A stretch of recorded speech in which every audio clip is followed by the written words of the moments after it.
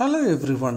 இந்த வீடியோல இந்த மாதிரி ஒரு காம்போ சார்ட் எப்படி ரொம்ப சுலபமா கிரியேட் பண்றது அப்படிங்கறத தான் உங்களுக்கு சொல்லி தர போறேன்.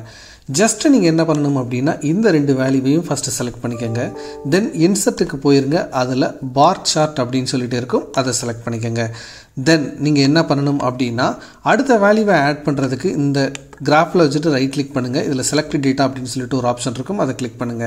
இப்போ ஆட் அப்படிங்கறத கொடுத்துட்டு சீரிஸ் நேம் அப்படிங்கற இடத்துல இந்த ஹெட்டிங்கை கொடுத்துருங்க. சீரிஸ் வேல்யூஸ் அப்படிங்கற இடத்துல ஃபுல்லா delete பண்ணிட்டு இந்த வேல்யூஸை ஃபுல்லா செலக்ட் பண்ணுங்க. இப்போ என்டர் கொடுத்துட்டீங்க அப்படினா இப்போ ஓகே கொடுத்துட்டீங்க அப்படினா ரெண்டுமே பார் சார்ட் மாதிரி தெரியும். இப்போ இதுல ஒண்ணு லைன் சார்ட்டா மாத்தணும். சோ இந்த கிராஃபை ரைட் கிளிக் பண்ணுங்க. சேஞ்ச் சார்ட் டைப் அப்படினு சொல்லிட்டு உங்களுக்கு ஒரு ஆப்ஷன் வரும். அதை கிளிக் பண்ணுங்க. இப்போ இதுல உங்களுக்கு காம்போ அப்படினு சொல்லிட்டு ஒரு ஆப்ஷன் இருக்கும். அதுக்கு போனீங்க அப்படினா உங்களுக்கு ஆட்டோமேட்டிக்காவே இந்த மாதிரி சேஞ்ச் பண்ணி காட்டும்.